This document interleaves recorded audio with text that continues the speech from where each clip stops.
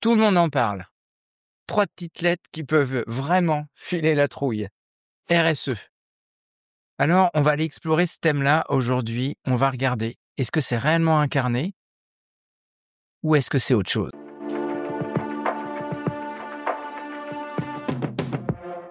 Bienvenue dans Cartes sur table, le podcast qui a le mérite de mettre sur la table des sujets touchy, RH, vision, stratégie, organisation, et puis des sujets qui nous parlent à nous, on a envie d'aller explorer. Et pour cet épisode, je suis avec Jean-François, notre œil RH, et Sabine, notre experte, notre déesse de l'organisation des processus, mais pas que, mais aussi en recrutement. Voilà. Donc c'est le moment de vous abonner. Vous cliquez sur la cloche qui est là, vous mettez 5 étoiles sur notre podcast et n'hésitez pas de mettre des commentaires sur la plateforme où vous nous écoutez, sur la chaîne YouTube. Et aujourd'hui, on va aller explorer ce que c'est que le RSE. Alors, Jean-François, on va mettre le focus sur toi dans cet épisode. Parce que moi, je vais être franc, le RSE, je sais pas trop ce que c'est. C'est vraiment flou pour moi. Ouais. Déjà, si on fait un peu d'histoire, le RSE, c'est un... Alors, c'est quoi RSE? Bah oui, c'est quoi? Le R, c'est quoi? Le R, c'est responsabilité. Responsabilité des entreprises. Donc, c'est responsabilité sociétale des entreprises. Donc, c'est un concept qui est né en 1953 par un Américain, Owen... j'ai oublié le nom, donc voilà, vous m'excuserez. Et puis, il y a une norme qui est sortie il y a une quinzaine d'années, ce qu'on appelle la norme ISO 26000, qui, en fin de compte, encadre donc ces 3 lettres, les RSE. R, responsabilité. S, sociétal. Et E, entreprise. Voilà. Et dans ces RSE, il y a 3 piliers. Il y a l'économie, donc la partie, le profit, toute la partie économique, parce que ça concerne des entreprises. Donc il y a la partie économique, il y a la partie sociale, qu'on peut appeler sociétale, parce que ça va au-delà du social. Et il y a la partie environnement. Parce que voilà, donc RSE, souvent, ça fait penser à E. Le E, c'est souvent... Écologie, environnement. Le E d'environnement, c'est aussi le E d'entreprise. Donc c'est entreprise et environnement? C'est l'impact de l'entreprise sur l'environnement, sur la société et sa responsabilité. Ok. Sa responsabilité avec toutes ses parties prenantes. Et l'environnement, c'est une des parties prenantes de l'entreprise. Parce que l'entreprise, elle s'installe dans un environnement. Donc, elle doit prendre en considération son environnement pour être le plus éco-responsable. Alors, tu vois, moi, qui n'y connais rien dans ce domaine-là, je pensais vraiment que le focus, il était mis sur l'environnement. Alors, généralement, comment ça se passe une démarche RSE, c'est déjà, on va faire vraiment focus sur l'environnement. Voilà. La tendance, c'est de faire focus sur l'environnement. Sauf que dans la norme ISO 26000, c'est pas que l'environnement. L'environnement, c'est un des piliers. Il y a toute la partie sociale, sociétale. Donc, ça va être la partie, donc toutes les parties prenantes, mais ça va de l'employé au syndicat, mais aussi aux sous-traitants, aux clients. Donc, c'est très large, aux institutions, donc toutes les parties prenantes qui gravitent autour d'une entreprise. Et au-dessus de ça, il y a la responsabilité de l'entreprise envers toutes ces parties prenantes et également la co-responsabilité. Parce qu'à un moment donné, si on choisit un client, on doit s'assurer aussi que le client soit dans cette démarche-là. Si on choisit un fournisseur, on doit aussi s'assurer que ce fournisseur, il est également dans la même démarche que toi. Mais tout ça, c'est pas un peu ultra énergivore, là? Alors alors si c'est mal utilisé, ça peut rapidement devenir un ramassis de sottises énergivores. Voilà. J'aime bien ton truc. Voilà, c'est ramassis de sottises énergivores. Voilà, c'est vraiment... Si on le fait de manière très décontractée et sans structure, sans incarnation, parce que là aussi, il y a aussi... la RSE, ça fait briller, c'est une norme. Oui, en fait, en gros, on a en France, dans le monde, on aime bien les normes, on aime bien normer tout ça, tout ce qu'on fait dans l'entreprise. Et une norme ISO, une norme ISO. Donc là, c'est une nouvelle norme ISO, c'est l'ISO 26000. Donc, il y a l'ISO 26000 tout court, mais aussi, il y a aussi des labels qui sont venus se greffer sur ISO 26000 pour rendre la pratique plus, le concept plus pratique, plus pragmatique. Et donc là, c'est une nouvelle sphère qui est arrivée dans les entreprises l'ISO est arrivé en 2010, mais depuis une dizaine d'années, c'est vraiment présent et prégnant dans les entreprises. Maintenant, pour se différencier des grandes entreprises, hein, en tout cas, il est indispensable d'avoir cette norme, comme les autres normes. Ok, donc nous, là, dans cet épisode de Cartes sur table, on n'est pas des experts de ça. On parle, on essaie avec ton expérience, de déchiffrer, de comprendre un peu ce qu'il y a derrière ça. Donc, ce que j'entends là, c'est des grandes entreprises, beaucoup. Principalement des grandes entreprises, ouais. Mais concrètement, t'as dit un mot, incarner. Incarner, oui. Alors il y a deux manières de faire la RSE. On peut faire de la RSE aujourd'hui sans rien incarner. Parce que, alors, comment ça se passe dans la vraie vie, souvent, lorsqu'on lance une démarche RSE en entreprise, c'est déjà qui va le faire? On se pose même pas la question du sens. C'est, allez, je vais lancer. Le dirigeant dit, allez, demain, allez, il faut lancer la démarche RSE. J'ai assisté à une réunion, une conférence, là. Faut qu'on le fasse, faut qu'on y aille et tout, machin. Faut tout péter là-dessus. Tu voudrais dire que nous, en France, ouais. On aime bien ce qui brille. On aime bien ce qui brille. Il n'y a pas que les montres, hein. Ah, c'est ça. Mais les beaux vêtements, les montres, tout ça. Tout ça, on aime bien. On aime bien. Donc, du coup, on arrive et hop, là, faut y aller, là, le RSE. Et puis, en fin de compte, ça devient une norme. Donc, à un moment donné, si tu ne l'as pas, t'es bridé. T'es bridé parce que, c'est pareil pour avoir des clients aujourd'hui. Si tu veux être référencé, avoir un référencement client, faut ta norme. Faut que tu sois référencé RSE. Enfin, je parle aussi des grandes entreprises. Oui. Et petit à petit, ça descend. Parce que même les Il y a PME quand même une aujourd'hui- inertie. On voit bien que ça a démarré avec les grosses. Oui. C'est toujours les gros. Mais ça commence à arriver sur les moyens, là. Oui. Et ça veut dire que dans un futur Ouais, les assez... PME, les oui. PME, ça arrivera. Ah oui, tout à fait, oui. Comme les autres normes, Oui. les normes 9001 de qualité, tout ça. Bon, toutes les normes qui peuvent exister, hein. Il y a plein d'autres normes, hein, je vous le citais pas. Alors moi, la grande question que j'ai, parce que là, t'as commencé à partir sur un sujet qui était intéressant. Qui fait ce truc-là? Alors, ouais, qui fait ce truc? Alors, Bah oui. ça y est, demain, le dirigeant, il a Une idée? une idée, ça y est, il s'est ouvert les chakras, il se dit RSE demain chez nous. Donc, qui le fait? Donc, dans RSE, il y a le R. R. Qu'est-ce qui commence par R chez nous? Que peut s'occuper? RH. Ah ouais, ça, c'est bien ça. RH, il va s'occuper du sociétal, tout. Ouais, c'est cool. S, non, j'ai personne. Et E, HSE. Oui, mais environnement. Donc, RH, HSE. Donc, souvent, c'est le combo gagnant. Donc, tu es en train de me dire que c'est les qualiticiens et c'est les gens qui gèrent les humains, qui vont s'occuper de ce truc-là. Donc, C'est les un peu RH, ça. les C'est ça. RH, Généralement, les RH et la Voilà. qualité. Ouais, c'est ça. Voilà. Toute la partie normative, en tout cas, on met une personne de la qualité, qui est de l'assurance qualité, qui a déjà travaillé sur l'ISO. On met la personne HSE parce que toute la partie environnement, partie conditions de travail qui est dedans. Et on met la partie RH, toute la partie incarnation humaine, capital humain interne et toute la partie relations externes. Et puis, à un moment donné, il faut faire un mix de tout ça. Alors ça, c'est lorsque les entreprises ne veulent pas investir dans une personne qui est vraiment, je dirais, formée pour ça. Parce que nous, RH, HSE, on n'est pas formés au RSE. C'est encore une chose en plus. Donc, soit ça va dépendre, en fin de compte, du sens que veut donner, en tout cas, de la dimension que veut donner l'entreprise à ça, l'incarnation qu'elle veut en faire.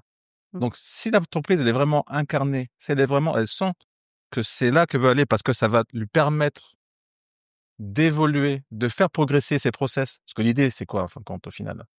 C'est qu'on vive en entreprise en prenant en considération tout le monde, toutes les parties prenantes, mais vraiment en le faisant.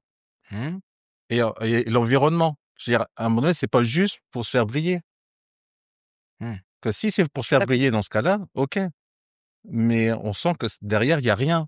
Donc, c'est juste pour avoir le label ou le tampon.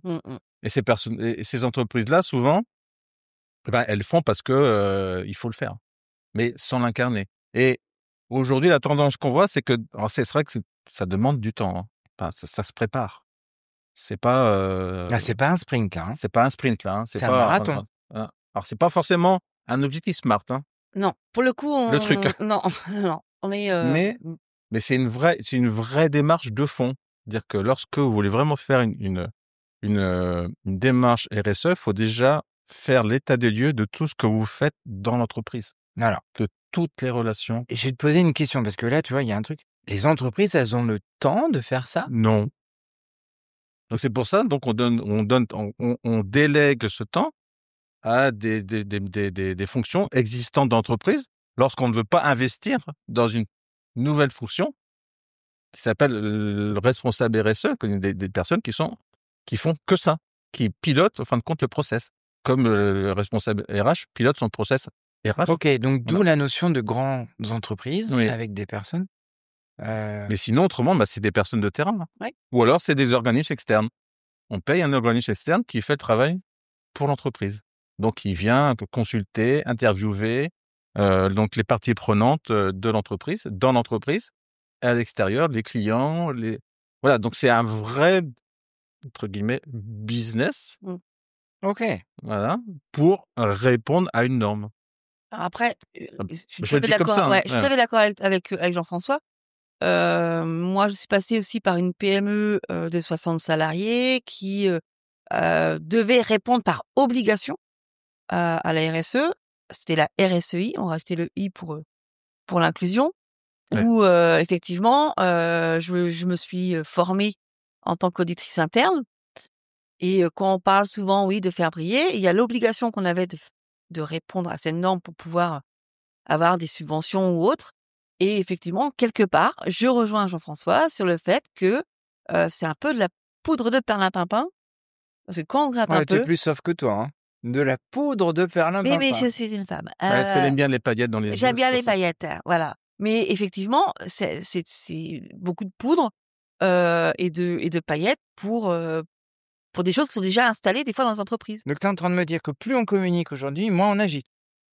Pas toutes les entreprises, mais une On peut partie. pas faire une généralité. Non, je ferai pas de généralité, mais moi de ce que j'ai vu, où j'ai alors dans mon entreprise, mais même aussi à l'extérieur, c'est souvent parce qu'on a l'obligation d'y répondre pour répondre à des marchés publics ou avoir des subventions et donc voilà. Ouais. Mais il y a quand Jean-François parle d'incarnation, il y a des personnes qui l'incarnent, et qui font vraiment en sorte que ce soit vraiment inscrit dans la durée et dans les processus et les procédures de l'entreprise. Sauf que c'est pas la majorité. C'est pas la majorité. Majorité parce que on devient pas une entreprise RSE Du jour au lendemain. du jour au lendemain. C'est-à-dire non, que enfin c'est sûr qu'on peut on peut facilement communiquer. communiquer. C'est-à-dire que on prend une boîte de com, avec un côté RSE, et ils vous font le business en 3 mois. Hein. En fait, là, tu vois, Il y a pas. Après, on avait quand même l'obligation, nous, d'être audités et on avait cette notation qui était mise en place, qui permettait effectivement d'avoir ce label et de le mettre en avant. tu vois, moi, Mais là, en vous écoutant, je me dis, Il y a beaucoup de fake dans tout ça. Ouais, voilà, c'est ça. c'est ça. Je me dis, Ouais. c'est un peu le principe du smoothie, quoi. Mmh. Je vais prendre plein de petits trucs, Mmh. je le mixe très fort, Ça, c'est beau, ça a une couleur rose, ça sent la banane et la fraise, génial. Mais en fait, c'est ça. Qui peut se permettre de faire ça aujourd'hui? Dans le contexte économique qu'on est, où on doit se battre, Mmh. dans le sens pour le business, on est quand même assailli de charges, d'impôts, de contraintes environnementales déjà qui sont là parce qu'elles sont nécessaires. Donc du coup, comment dénouer le vrai du faux là? Parce qu'il y a quand même la notion d'incarnation, il y a des grosses entreprises qui ont un impact environnemental. Bon, si j'ai bien compris, ils y vont depuis longtemps parce qu'ils ont des gens en place avec Ouais. des équipes dédiées.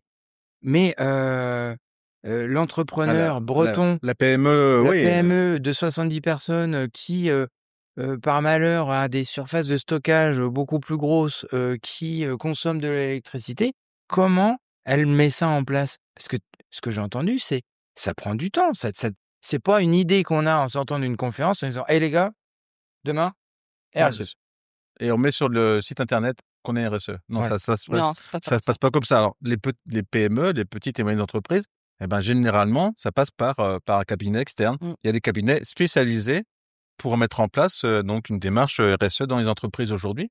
Donc, ce qu'il faut se rendre compte, c'est que malheureusement, c'est comme c'est une norme aujourd'hui, ben, comme toutes les normes, il faut rentrer dedans pour être accepté, en tout cas reconnu comme une entreprise éco-responsable, économiquement responsable de son environnement, de ses salariés, de ses clients, de ses fournisseurs, des institutions, du territoire. Voilà. Aujourd'hui, le fond est bon. En fait, le fond est bon, Le c'est fond la est bon. En fait, là, en t'écoutant, en vous écoutant, le fond est bon, Le fond est bon. la forme est pas bonne. La forme est pas bonne parce qu'à chaque fois, on met ça autour d'une norme. Donc, c'est vrai qu'on norme, à un moment donné, c'est pour aussi éviter que, ben, il y ait des charlatans aussi. Je suis Voilà. d'accord qu'il y a un cadre, Il y a un cadre à mais en fait, respecter. c'est pas inscrit dans la vision de l'entreprise. C'est ça. C'est pas inscrit dans l'ADN. Donc en fait, il y a un problème d'alignement là, D'alignement. C'est-à-dire et qu'entre, d'incarnation. d'alignement entre ce qu'on dit et ce qu'on fait. On revient toujours à l'authenticité. Qui nous sommes-nous? Imaginons une entreprise, et là, vous me dites si je déconne complet, une entreprise locale qui fait par exemple de la transformation de produits. Mmh. Donc ça pourrait être des algues, ça pourrait être Ouais. n'importe quoi.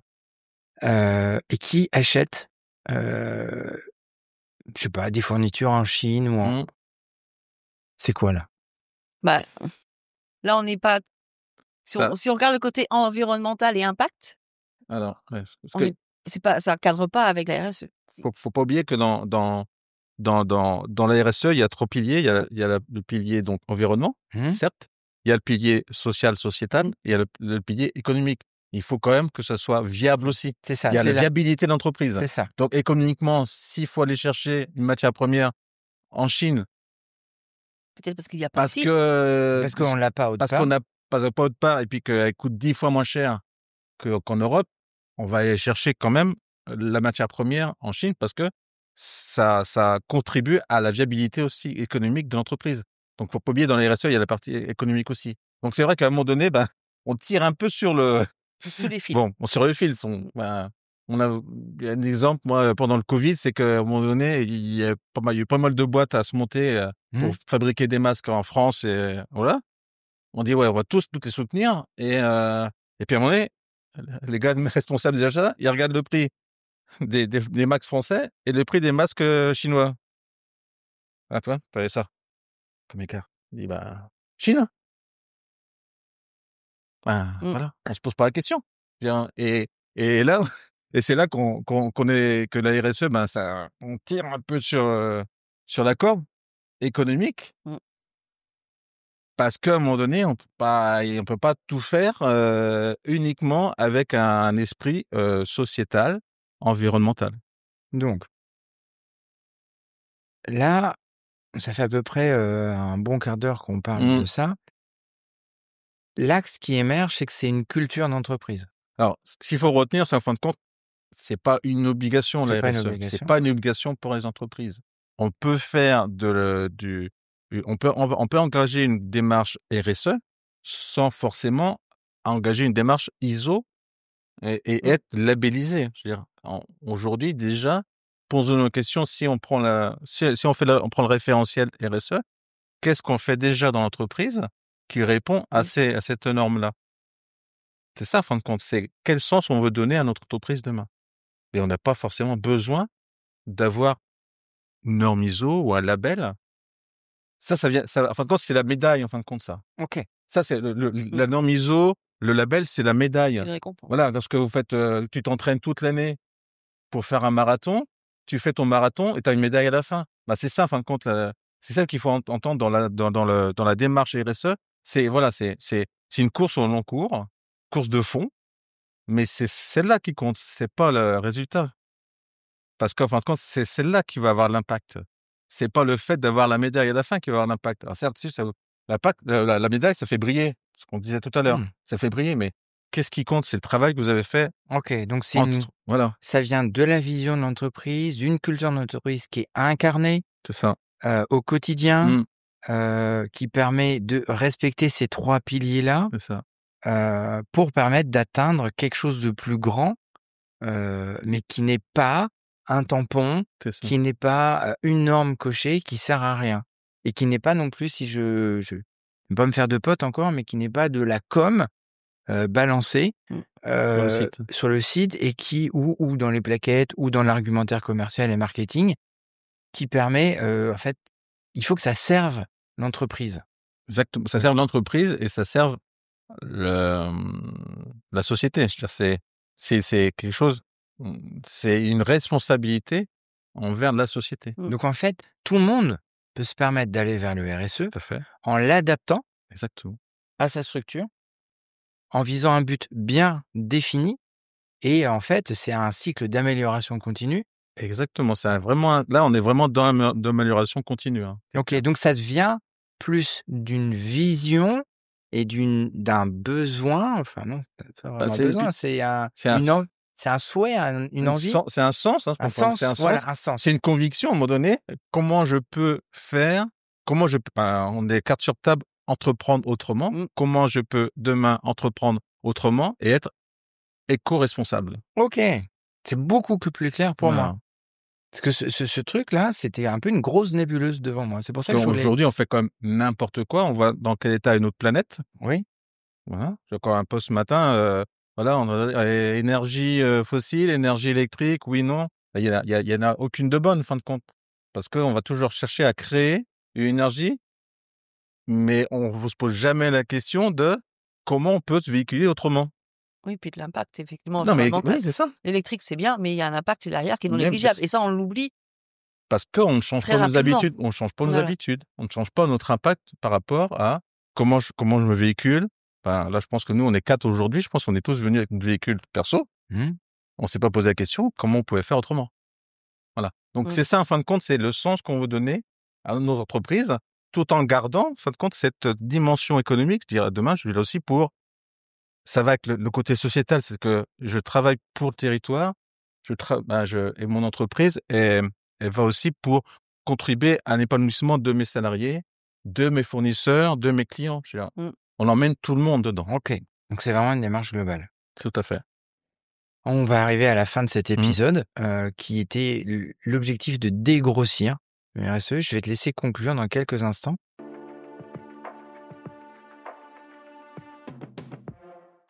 La RSE, donc responsabilité sociétale des entreprises, oui, on peut le faire. Mais il faut bien également l'utiliser et savoir quel sens on veut donner à la RSE.